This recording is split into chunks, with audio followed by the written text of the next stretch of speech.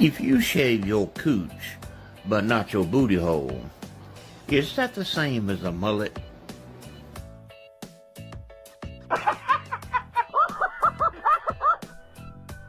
My tongue got her ass and left. I'm on TV! Oh shit! First cops, now this? Oh.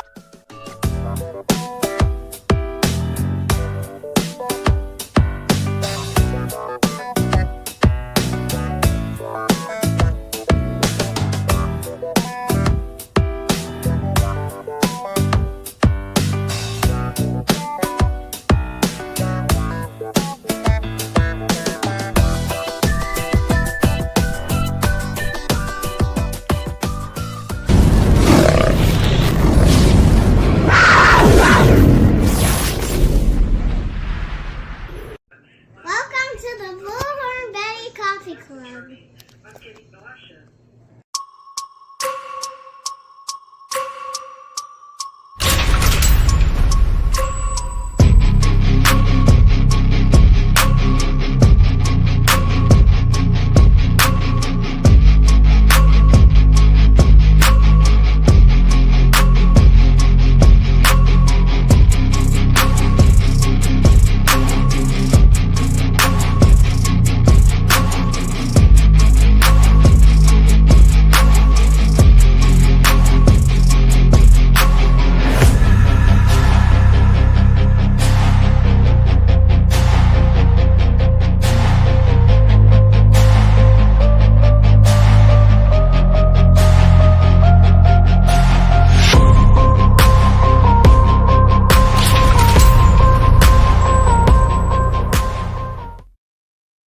What is up, my beautiful people? It is Friday. Let it all out. Let it all hang out. I got my hair a mess before I started the show. I always play with my hair behind the scenes. I hope everybody's doing great. I feel like I've already seen some of you folks out there. Let me get all my buttons working here. Don't want to have any problems here. Hopefully you guys can hear everything. Okay, we got our buttons working. But my favorite will always be... Oh, come on now. That ain't even bullshit. That's horse shit. And apparently I left another one of my buttons behind, probably on my dresser from when we were in office 2, when I could barely move. It's nice to see everybody. I actually can say hi to everybody on this channel. It's awfully nice to be over here with just us, right? Melanie, it's nice to see you. Don, Patricia, Show Poodles, hey. Our beautiful Phil from across the pond, Deanna, the real me too. It's nice to see you up in the house. We have prayer warrioring over all of us, making sure we get a good dose of prayers. It is nice to see you, D. Mystery Obsessed. Peggy, hey. Our beautiful Izzy girl, Eileen. Good gracious. Don't mind me. You can smack me later. Actually, I think I got a button for that. Let me find it. There it is. There we go. I slapped myself. You don't have to worry about it. Knocking some darn sense into Bullhorn Betty. Our beautiful Gypsy is up in the house. It's nice to see you, BJ Boop. Hey. And Brenda, it's nice to see you.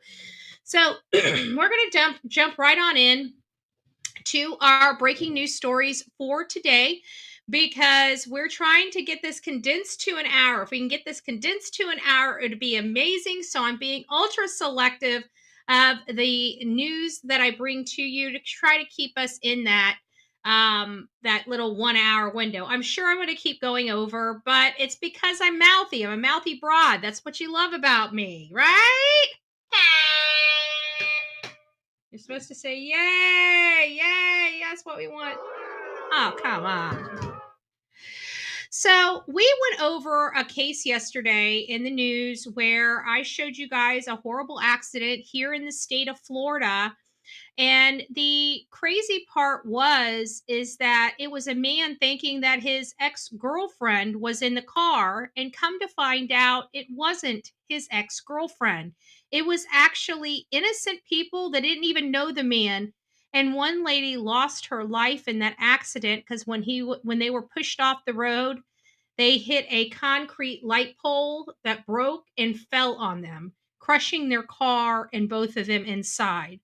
One is in critical condition. One is no longer with us. I only was able to show you guys the image of the car after it had wrecked. And, in true Bullhorn Betty style, we will never, if we can help it, never let a bad person go unnoticed. So now that I finally see the man and the victim, I figured at this point it's probably a good idea to show the despicable man that decided that injuring his ex-girlfriend was worth what he is now going to have to go through, which is in my mind, even though he got the wrong person, he intentionally meant to hurt somebody. He intentionally, with thought, this to me is premeditated. There was a point when he was driving that he thought his girlfriend was in the car that he was ramming off the road that ended up ending this lady's life. This to me is premeditated murder. Not second degree, not vehicular homicide, premeditated murder. He knew he wanted to run his girlfriend off the road. He ran a car off the road. Somebody died. That's premeditated to me.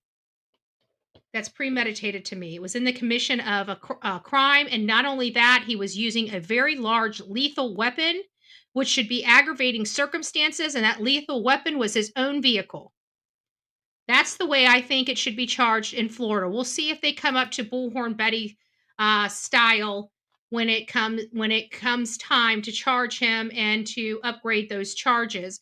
And the man is still in critical condition. So if this man dies, the driver dies, then he's got 2 deaths on his hands over what? A breakup? A breakup. Ridiculous. Ridiculous. We also covered the case of a reality star for Ghost Adventures. Allegedly, his wife met they label him as a serial killer, but I don't know if he quite rises to the level of the true crime community. Yeah, it's vehicle homicide is so much lower.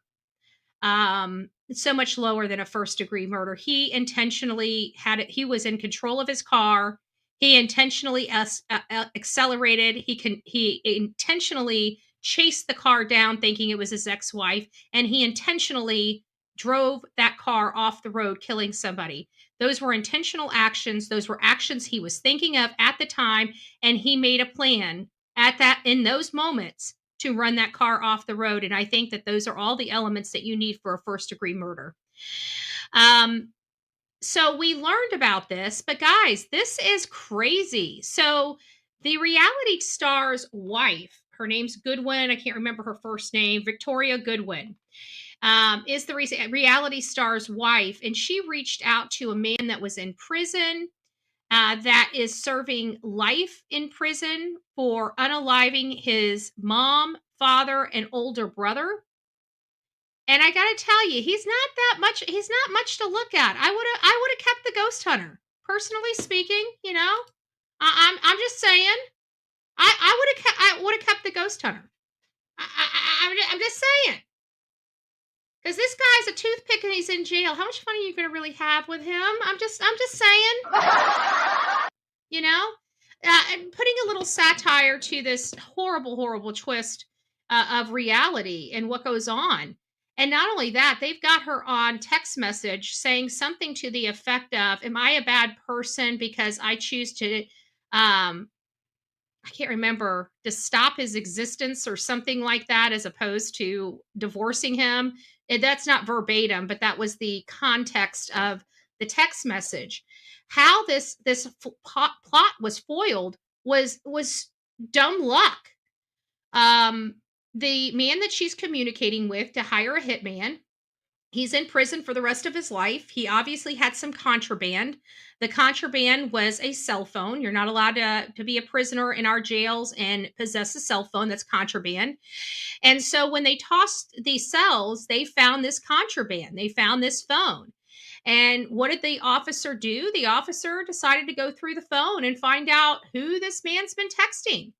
And then all of these emails surfaced that this reality star's wife was having with this convict, this 3-time convicted felon, murderer, whatever. It sounds like this was one event. They call him a serial killer, and I think in one or two of the articles I've read. And yeah, he's unalived multiple people, but I haven't dived into his case much. But it sounds like it was all one event, you know. So as opposed to like a Rex Heuermann, which is what we truly feel a serial killer is, this is somebody different. He took out his entire family, and this lady is basically painting the stars and the moons for this guy to help her out. And she saved $11,515 for this murder plot.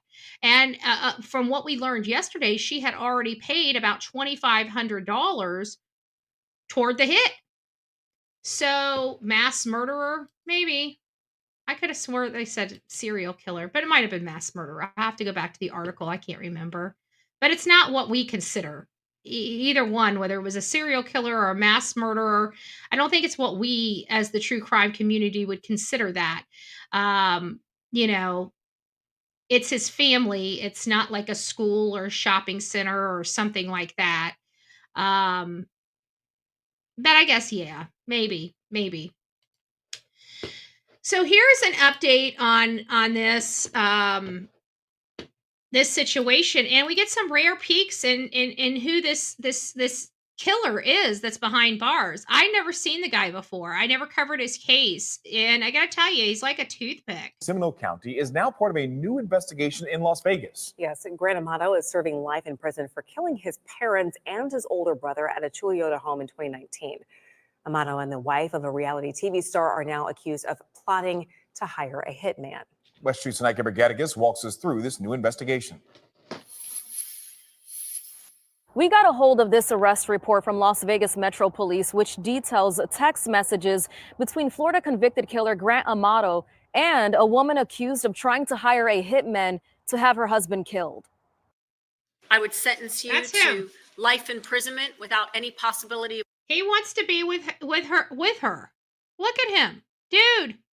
You ain't got what it takes, okay? She's a beautiful woman. When do men realize they're being played by a woman?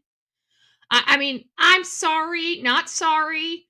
Maybe I'm overly judgmental. You know, people have called me worse. No pun intended. Actually, I think I need a funnier one than the one. We're gonna have to go with a long one. There we go. I've been called worse, but I judge people. I judge people based upon their appearance. You know, those first initial stuff, especially in crime cases. Am I like that in my real life? No, I'm not. But when I'm here covering these cases and analyzing these things, I judge people. I judge how they speak.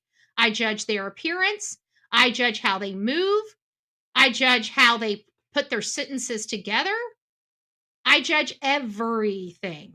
Okay. And based upon this appearance, it sounds like this lady knew she had what it took to get him on board. And I think she painted that picture because at the end of the day, I think she just wanted her husband to go away and to know that she had the power to get him gone.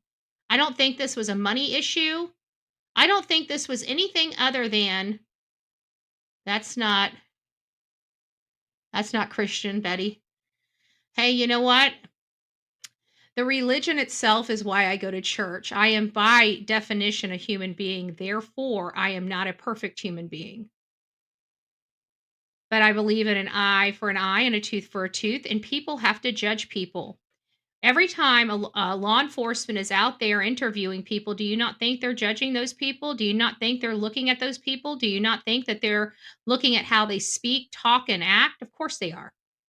If you're not willing to do that, or it's unchristian to do that, then we probably shouldn't be doing this work. Just saying.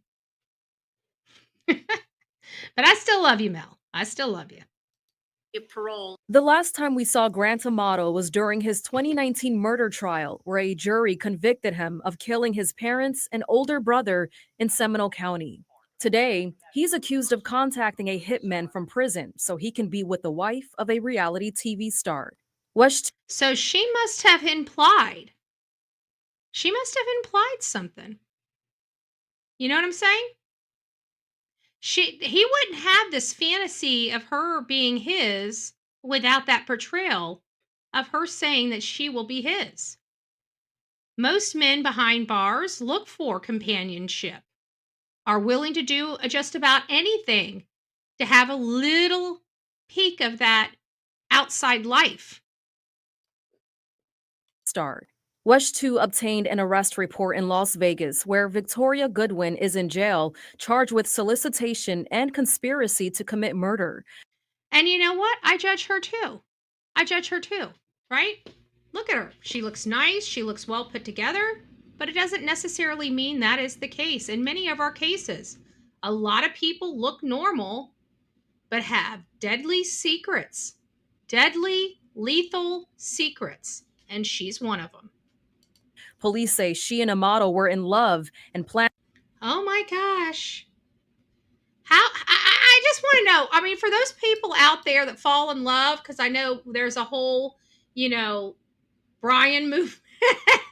Brian Koberger, he's got some love interests too. I don't know about some women, man.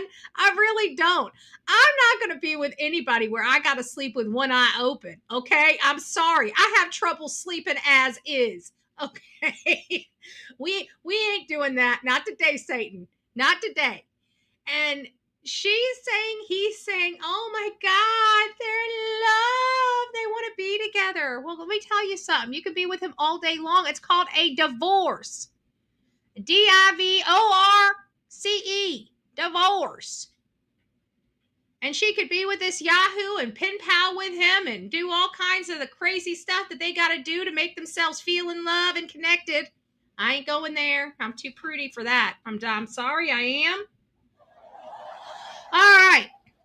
So we have this beautiful woman and this unaliver that would take out his family. She wants to be with a man that has no problem taking out the people that gave him life, and she would be willing to lay in bed with him.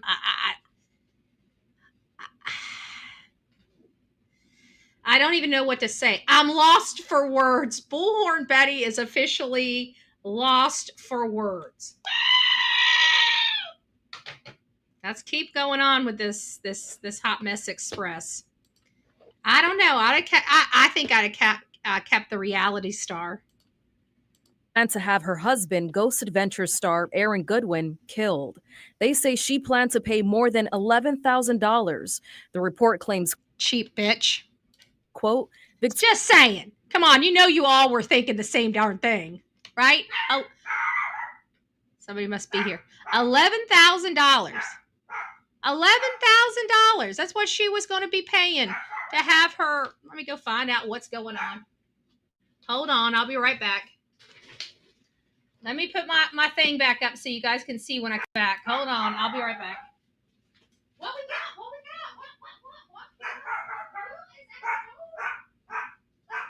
Goodness gracious. It's just the water guy. He's not even at our door. All right, well, come on in here since you can't keep your trap shut. Come on, Miss Delilah. Everybody'd love to see you anyways. That was insane. Usually she barks when people are here, but that like Zephyr Hills water guy. Apparently he's over delivering some water at the neighbor's house, and Delilah is just going nuts in there. I open the door, there's nobody there. I'll be. Victoria had become aware of Amato through a true crime documentary and began writing to him. She described their relationship as pen pals, where they were talking for months last. All right, who was the YouTuber that ran the case on this Yahoo? How did she see the podcast on this guy? Shame on you, whoever it was that ran the case on this case. Shame on you. You didn't know that there was love in the air. Be a little more careful. That's all I'm going to say. It's the water company across the street. Hush. gracious. Should I just let her out? I feel like she needs to take a bite out of crime or something, the way she's acting in there. Good gracious. At least we know nobody can sneak around here. I mean, heck, she's barking at the person standing in the flipping road from inside the house. We got security. Security. Just saying. All right. Year. A corrections officer in Florida got a hold of Amato's phone and found text messages between him and they're in love. That's the man she wants to bring home to mama. Oh, good gracious. Oh, good gracious. Goodwin, where she allegedly said, "I'm so anxious. LOL. I just can't believe it's happening. How did I get to this point? Am I a bad person because I chose to end his existence, not divorce?" She knew. She knew what she was doing. She's done. They need to have, you know what? I mean, granted, he didn't lose his life. I mean, that's got to be pretty scary to get a call from law enforcement and say, "Hey, there's a plot to end your life. By the way, it's your wife." I can't imagine getting a call like that. And knowing how many times, and then you have to go back in your mind, you know, every time you got sick, did she try to like, I can't imagine mentally. I can't imagine mentally finding out this information about your loved one, right? I mean, it's shocking when they step out on the marriage or something like that. But this is not only stepping out on the marriage, this is having a relationship with a convicted killer in a prison, telling him she loves him to try to execute her now husband. Which, you know, to many people would love to live the life she's living. They would love to have the money she has and has the ability to go out and purchase stuff without having to worry about at the end of the month whether you're going to be in the red or not.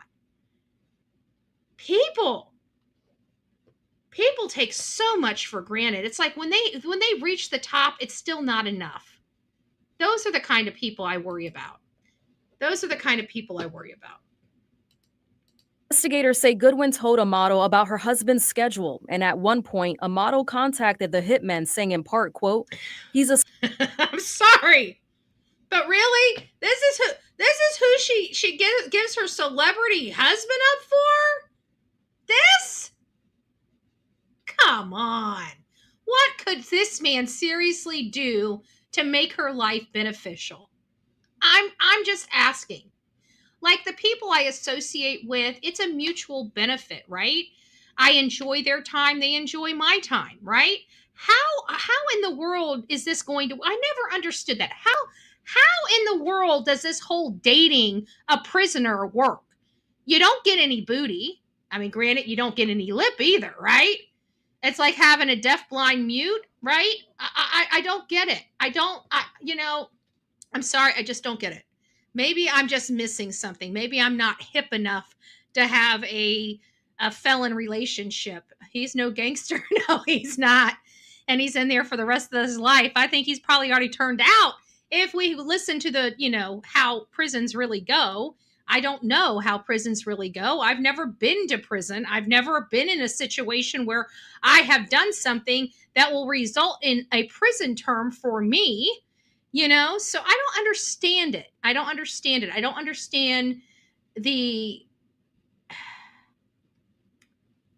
just don't understand it. Otto contacted the hitman saying in part, quote, "He's asleep right now in the hotel room. Brother, I need to know what is going on. Can I get an update? Was it done?" David Haas is a criminal defense attorney and former prosecutor in Central Florida. He says if convicted a second time, Amato's sentence could change.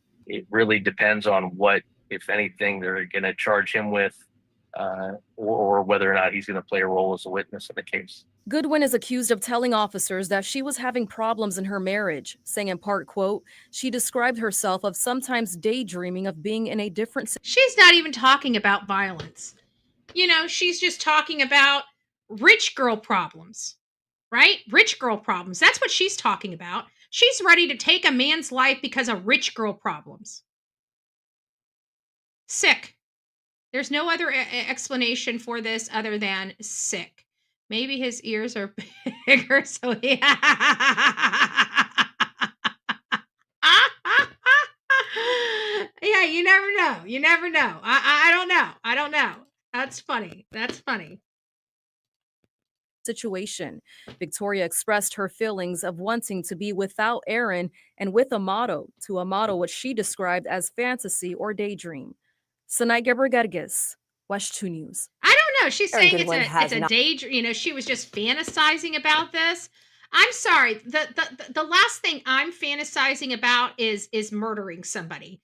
You know what? I fantasize about having a nice car. I fantasize about being able to take trips. I fantasize about a vacation, which I haven't had in years. I think the last vacation I had was a couple days in Daytona in 2022. Maybe it was 2021. I can't remember.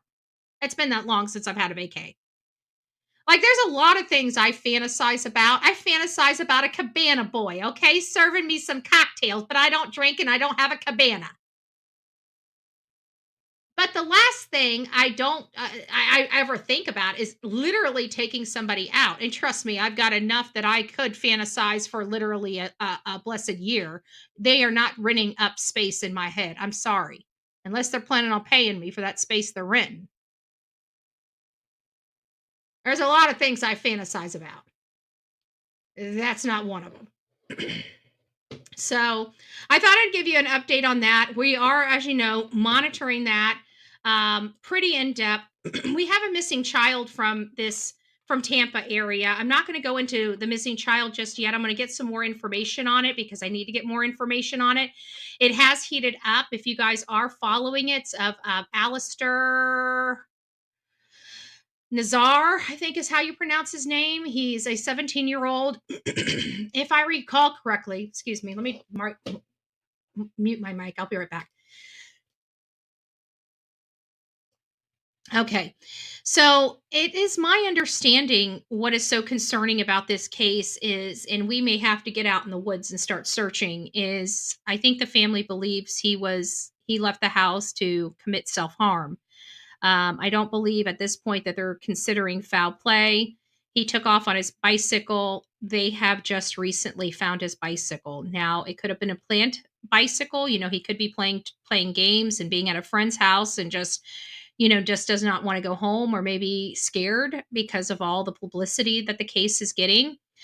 I'm not sure what the purpose of his disappearance is, but I have read reports that it's possible that he had said something about harming himself. And now with them finding his bike near Weeden Island Preserve, it's kind of giving us a little Brian Laundrie kind of vibe to it. Not that he's done anything like Brian Laundrie, or anything, just the disappearance to the Myakkahatchee Creek Environmental Park aspect of it, because he's in a preserve.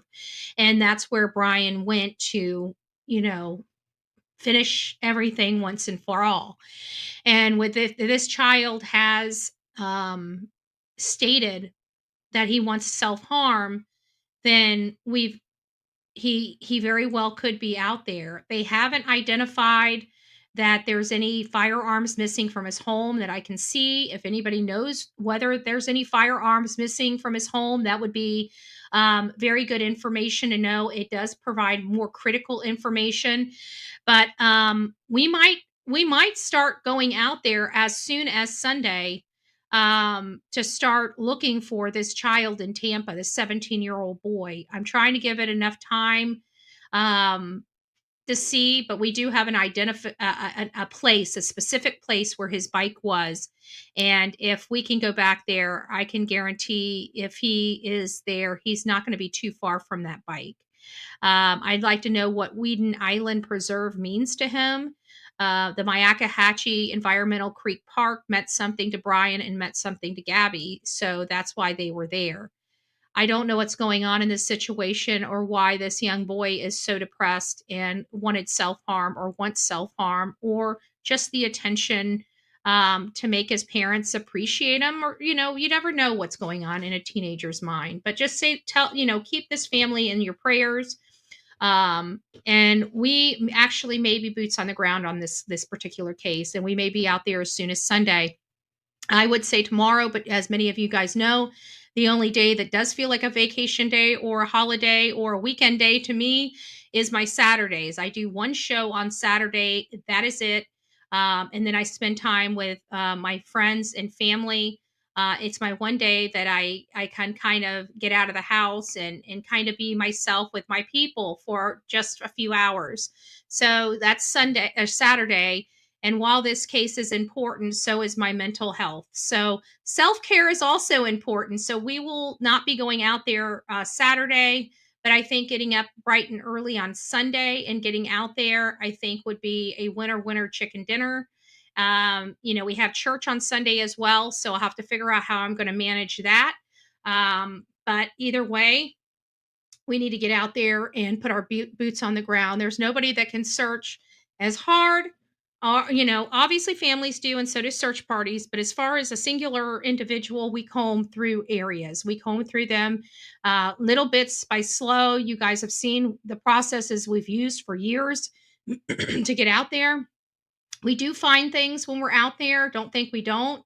I'm not looking forward to ever finding my first person that may be deceased. I know it's not a pleasant experience, but we're out there to help. And if we can just find something that might help lead law enforcement in the right direction, that may be helpful. I know the family is begging for any and all help to come forward. So if you guys are in Tampa or in the Tampa Bay area, if you guys would like to meet me and maybe just help, spread out and go out, I'm happy to set up a meeting spot that we can all meet at on Sunday and get out there and just hit the area really hard. You'll need comfortable walking shoes. You may need some mosquito repellent or anything like that, which I always have. I have paper towels. I have latex gloves. They are carried in my vehicle at all times.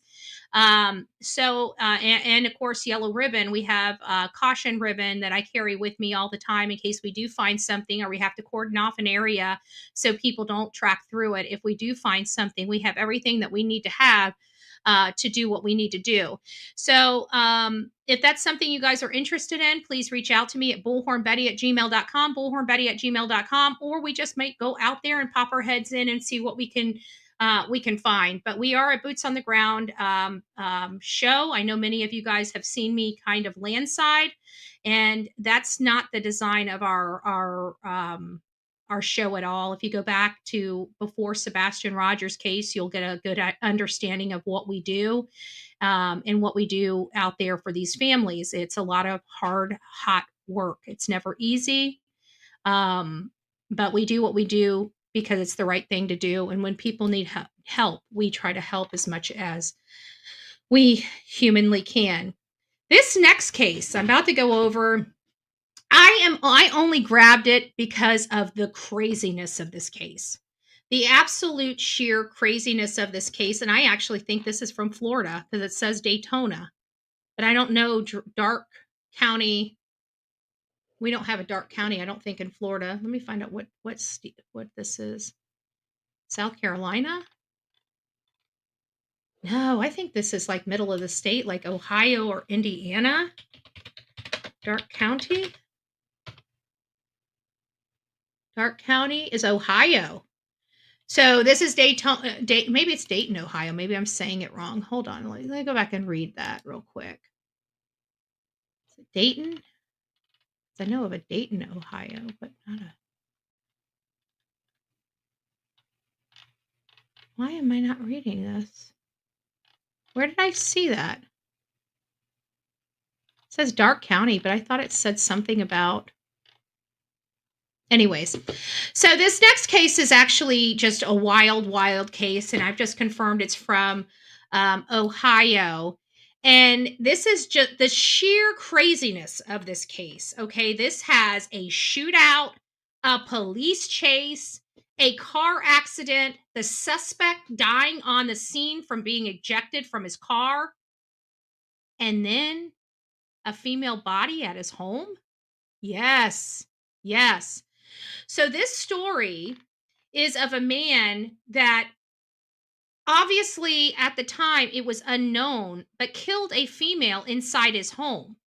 One of his friends he had a shootout with, and he struck his friend with a gun, shot him several times. The friend is going to survive. But the man that caused it, the suspect of this, had a police chase with law enforcement and was rammed. And when he was rammed, his SUV flipped over and over, and he was ejected from that vehicle and lost his life right then and there. And it wasn't until after the car wreck that they decided to make entry on his home and found the deceased woman. Crazy story. It's hard to believe. We hear crazy stories and we think that because our TV are fictional. I'm telling you, a lot of our fictional TV and cases like on Law and Order, they're inspired by real events. And it's cases like this that they're inspired by, in my opinion. A man chasing and shooting at another before dying in a crash led police to discover the death of a woman in I think it's Dark County. It's Darke, Darkey, might be Darkey County, house on Thursday.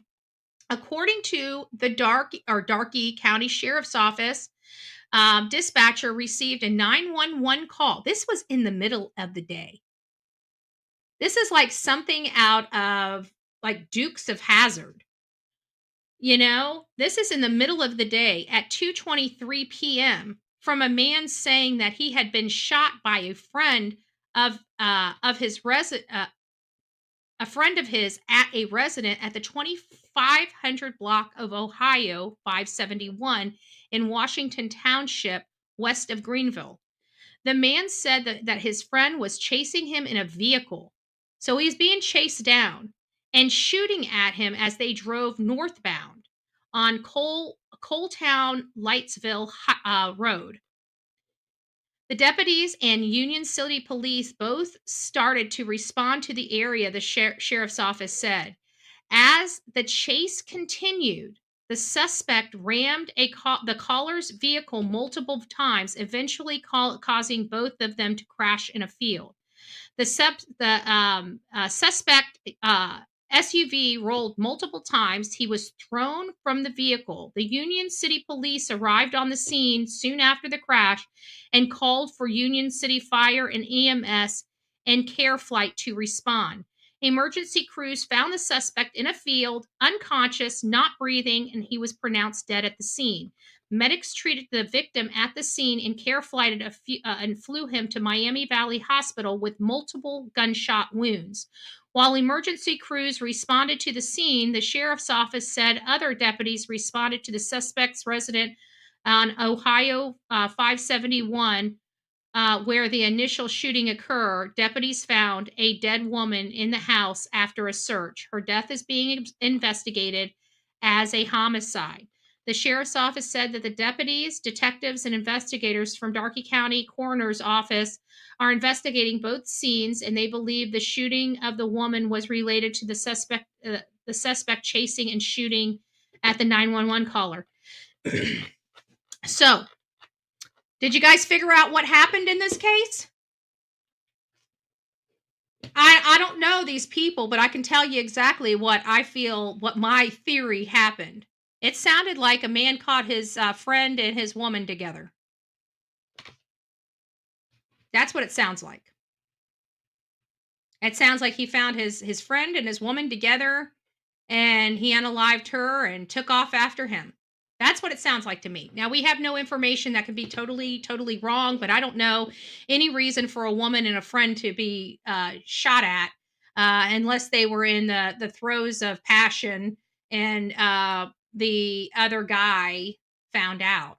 That's what I kind of conjured up reading that article, because that's the only thing that makes sense. We know motive means an opportunity, right?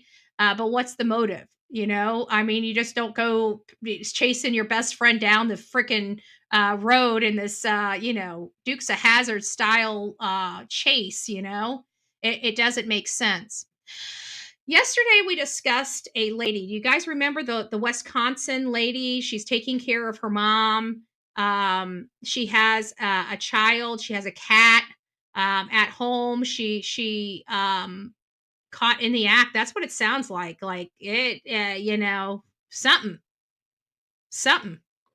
And I can tell you, if that was the case, temporary insanity could be a viable defense in this case. I mean, the suspect's dead, right? Nobody's going to be charged. I mean, they may have to go through the court processes to get the case closed at this point.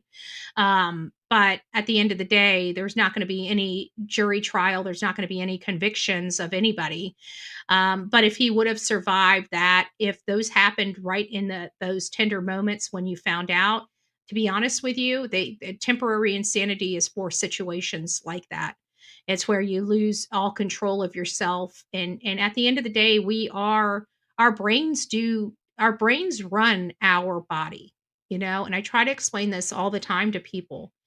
And the human is incapable of understanding to what degree the brain, they have acknowledged that we're not using like 80 or 90% of our brain. Okay.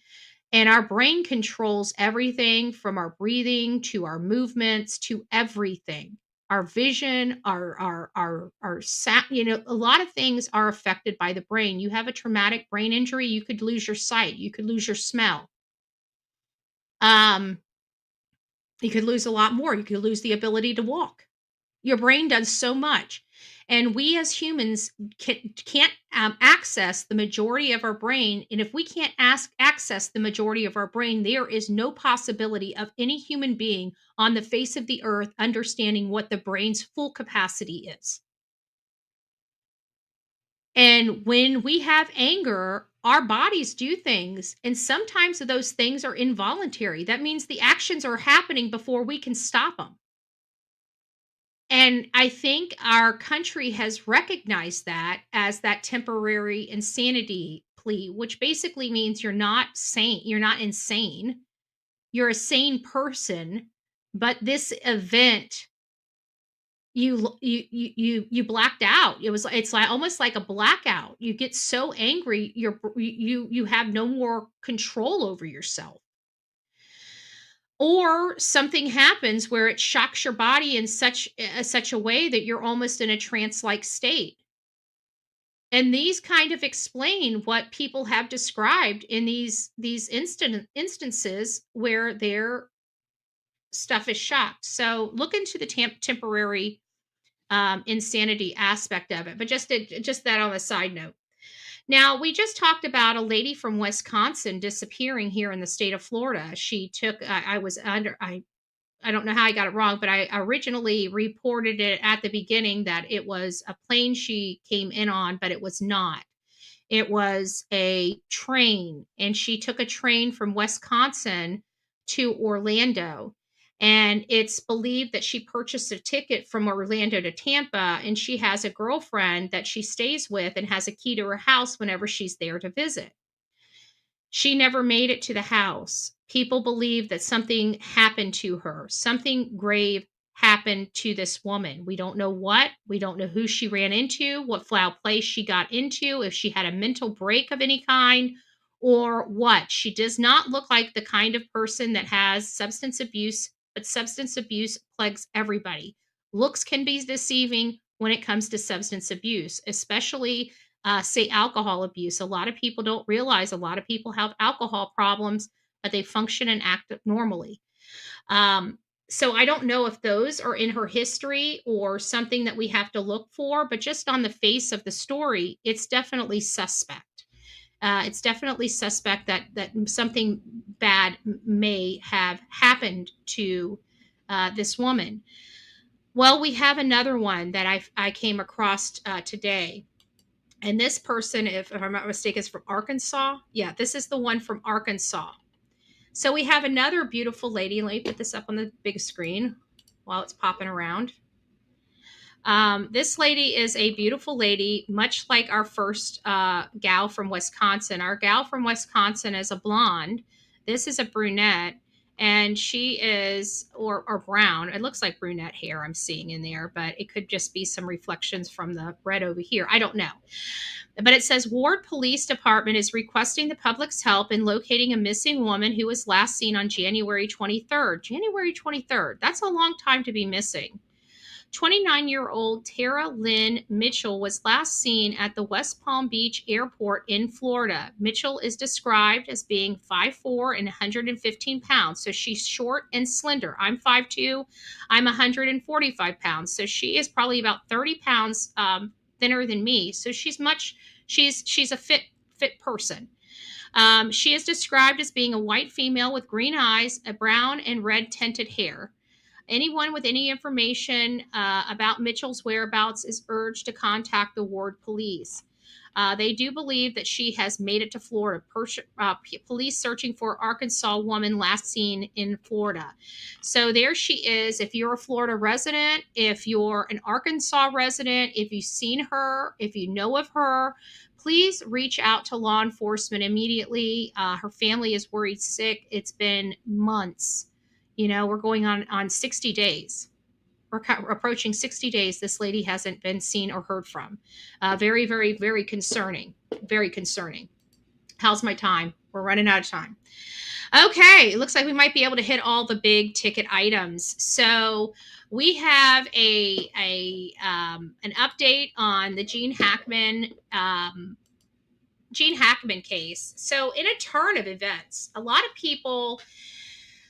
So let me explain it this way. Everybody knows Gene Hackman. He was a well-known star. I loved, there wasn't really anything that I've watched Gene Hackman was in that I disliked. I like Gene Hackman as an actor. He always had this, I don't know, swagger about him. He's always had this swagger about him, even in his movies.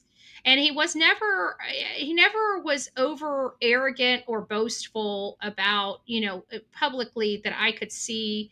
He had been an actor for many years by the time I even knew who he was.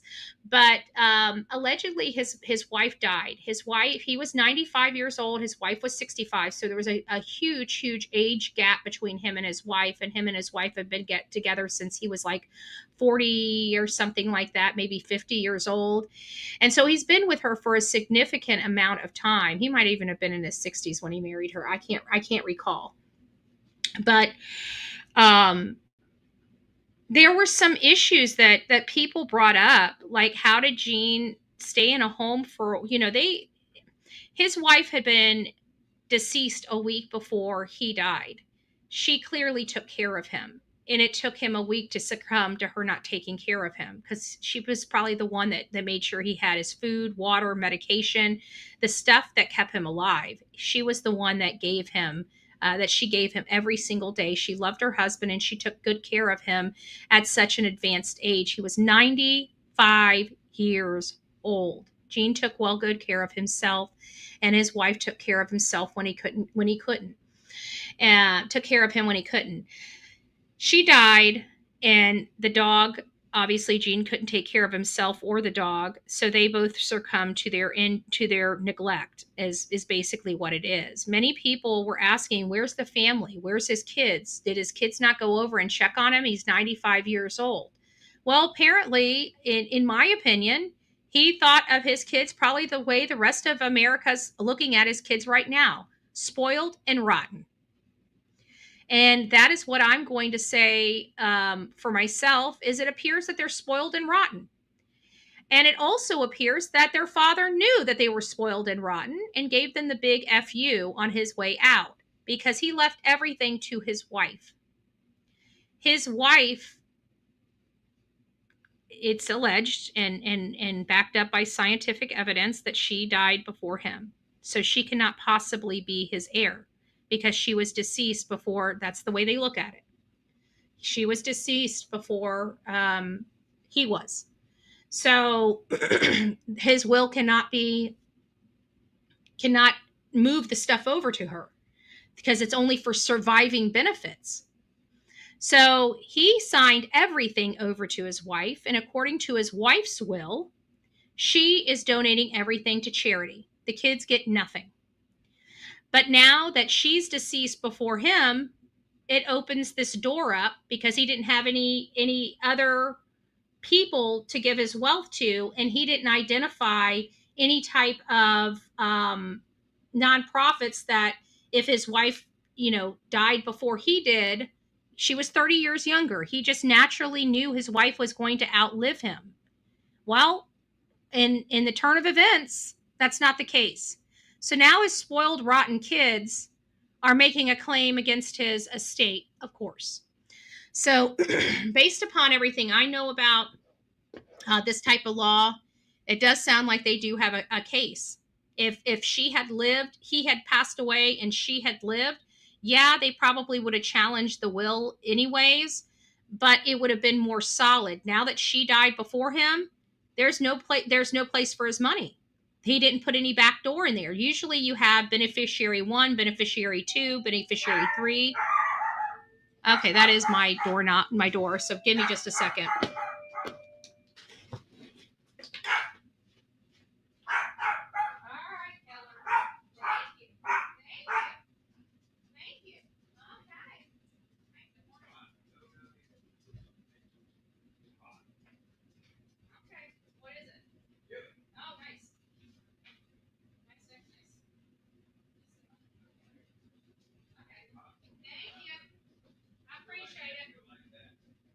Awesome. Thank you. We got some fresh chili today. Mr. Glenn just brought me over lunch. We got some good lunch prepared. So I just thought that was interesting. In the grand scheme of things, he identified his kids as being spoiled rich kids. And, that's the way I take it when I see where a father is completely X'd out children from their will. There's obviously some bad blood there. Let me see if I've got anything else I want to go, because we're cutting up to our hour. Let me see if there's any. Oh, yes, there is. We, as a society, we say no to SA. We say no to R. We say no to a lot of things. Hey, B. Betty, Sonia, Car Guy, it's nice to see you all. But we also learned by the Sebastian Rogers case that some of these assaults don't happen by adults to children, that some of these assaults are from child to child. And I never really looked into it. Maybe I should have, the statistics of these things, but I haven't. Well, today in some of my research, it forced me to take a closer look, and I was a little shocked. And I think some of you guys are going to be too, because it's kind of like when we were in school, we were taught about stranger danger. And while those teachings were really important and have been important to a lot of children, especially this day and age, we never learned about the dangers that could lie within some of our homes. And parents never taught about abuses inside homes, only stranger danger. Aw, Gypsy, well, God bless you. God bless you. Gypsy just gifted 10 Bullhorn Betty memberships. If you received your 10 Bullhorn Betty memberships, don't forget to tell Gypsy thank you. And welcome to this crazy crew we call the Coffee Club, i.e. the Insane Asylum. And I'm going to do that again because I forgot to tell her thank you for yesterday. Welcome to the Insane Asylum. This is for you, Gypsy. Welcome to the Insane Asylum. Let's do one more. There we go. All right. Welcome to the fam, guys. Welcome to the fam. So we learned in the Sebastian Wayne Drake Rogers case, because the stepfather wanted to get really nasty with the actual father of the missing child out of Hendersonville, Tennessee, and had actually went as far to tell him that if he opens his mouth again or something to the effect, he's going to tell everybody about Sebastian and nobody would be looking for him. And so it really hurt Seth a lot. And so Seth decided to come clean because the Pandora's box was already open. Everybody wanted to know what Chris was referring to, but Chris wouldn't say it. That's how manipulative and disgusting he is. He wouldn't tell the world. He made Seth do it. And you know what it did? It ended up making the mom and her husband look even more crappy than they already were. But what we learned in that case is that Sebastian had been assaulted and R'd by another older kid. He was 8 years old at the time. I think they said the boy was 11 or 13. I can't remember the actual age. I've read so many articles and it's been so long, so please forgive me. You guys probably know better than me. But he was, a little bit older, significantly older in that age, in that age group. 4 years is significantly older. Exactly, exactly. CP is a pea brain. Yeah. But we learned about this assault in this R that happened to Sebastian, and we're all scratching our heads like, oh my gosh, like kids do this to one another. And so at least me, I'm thinking this can't be a common occurrence. It's not something that I looked into, it's not something I intended to look into. And then lo and behold, an article popped up on my desk, and read this headline. Nearly 40,000 child-on-child SA offenses recorded in 1 year.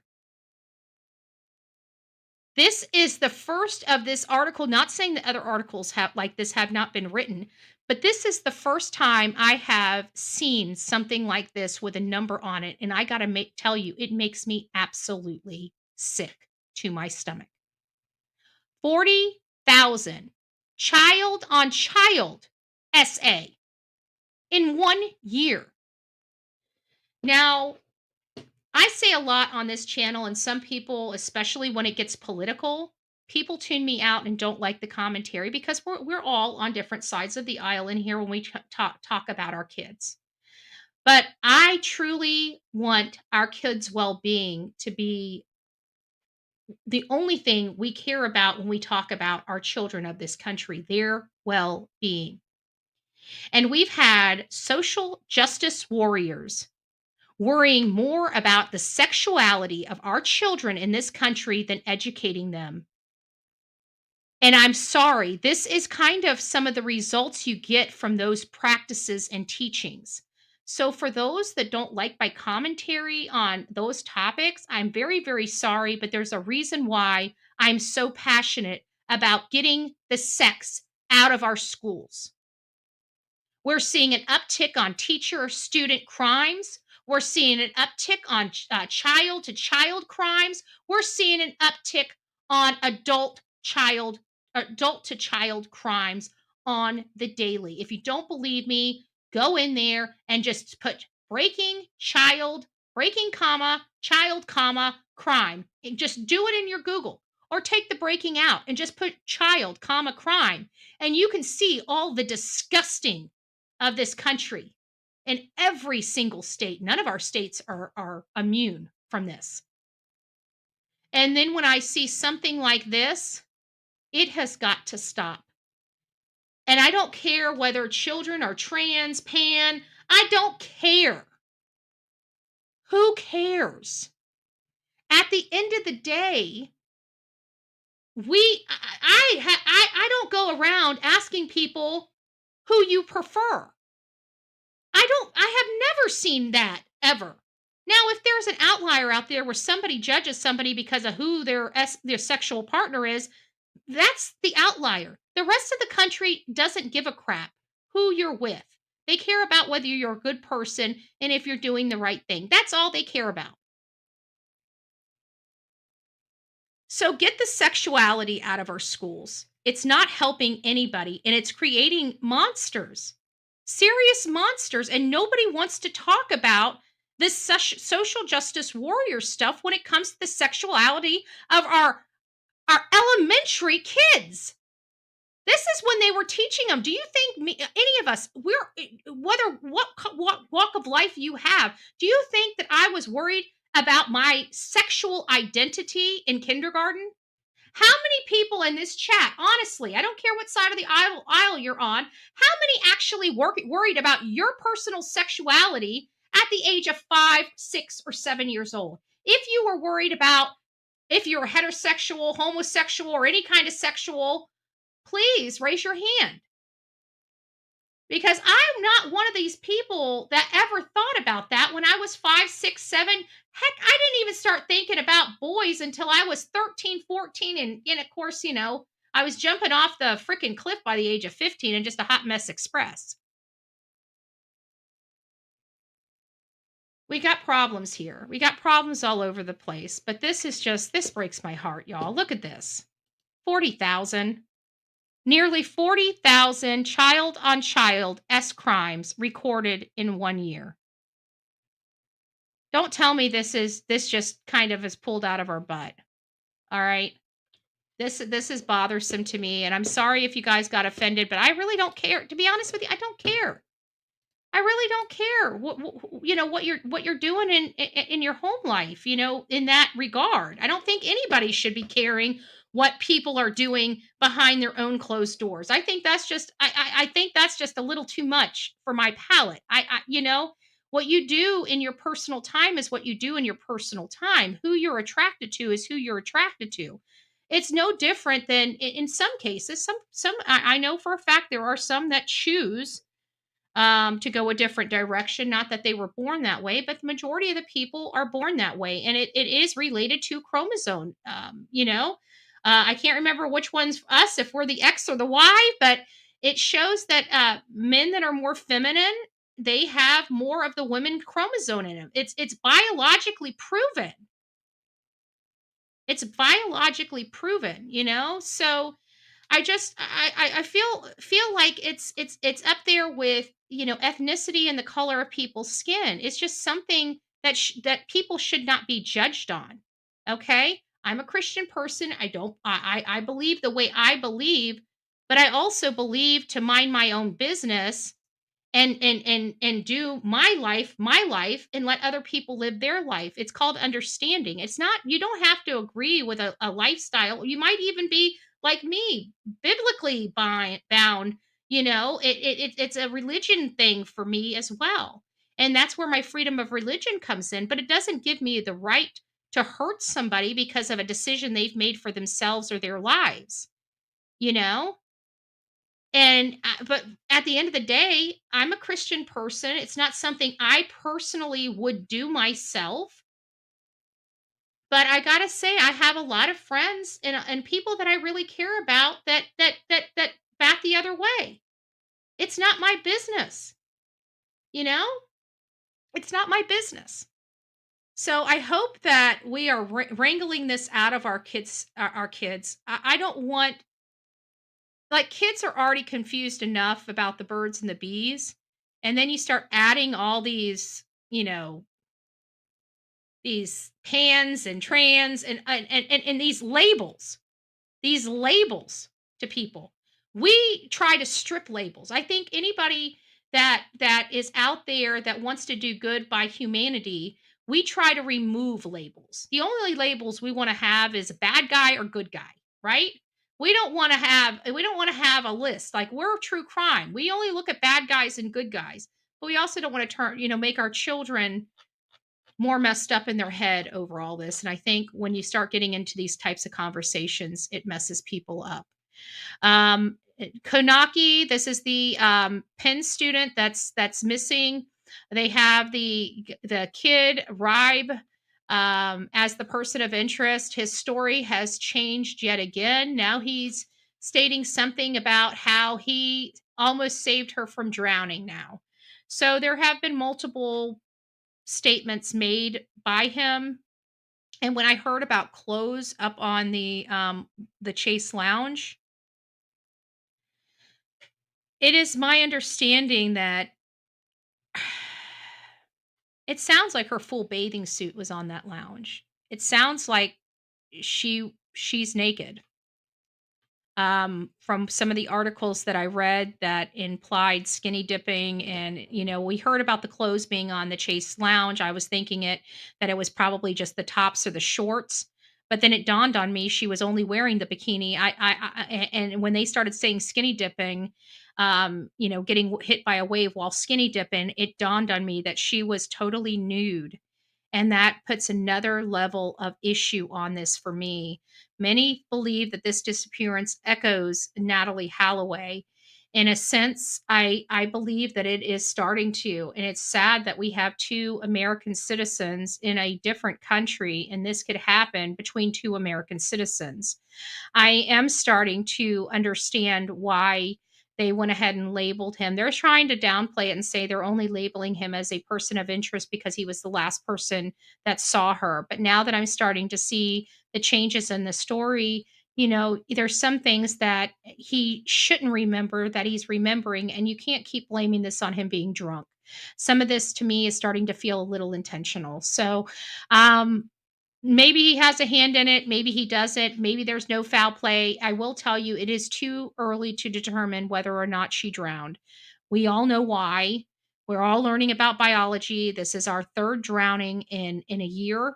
Um, and we know that it takes a little time for the body to start making its way back to the surface. So we'll keep monitoring this. I'm hoping that nothing horrible. I mean, something horrible happened to her, but I'm hoping it kind of like with Dane Paulson's case. It's one of those things where I'm hoping that she drowned because the other thought would mean something more brutal happened to her, and I don't want her last, final moments on in this world to be brutality. And so that's where my statements are coming from. All right, guys, we did a little better today. We're wrapping up at 106. So hopefully tomorrow I can shave another 6 minutes off our commentary without letting you guys down on the entertainment and newsworthiness of these cases we cover. These are the crazy cases, the crazy daily cases that I find that I just don't have time to talk about on my main channel. So I've opened up the Crime Stories channel to kind of be these daily breaking news segments, and I'm finding that you guys are enjoying them, and I'm finding out we're able to get a lot of information. And if there's ever a story that I debut that you might have more information on, or you think I should look into a little bit more, you can always reach out to Bullhorn Betty at bullhornbetty@gmail.com, bullhornbetty@gmail.com. Let me know what you think. Let me know if you think I should dive into cases a little deeper, if you have some insight, if you know some of the families, if you want me to speak to them, please reach out to me, bullhornbetty@gmail.com, bullhornbetty@gmail.com. All right, guys, rock it out with your coffee beans out. Today is Friday.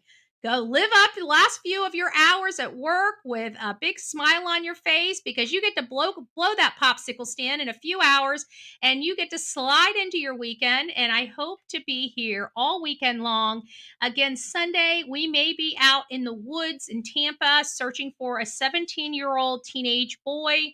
I hope, and I know the service you typically is good out there, but I'll be suited up with multiple. I'll have Verizon as well as AT&T out there with me, so we shouldn't lose any internet. We should be able to go live. I should be able to take you for the search like you guys have been accustomed to in the past, but we'll see how it all works out with the schedule on Sunday. If you guys have any information on the boy that we're going to be covering in Tampa, please reach out to me at bullhornbetty@gmail.com, bullhornbetty@gmail.com. Rock it out. We'll see you soon.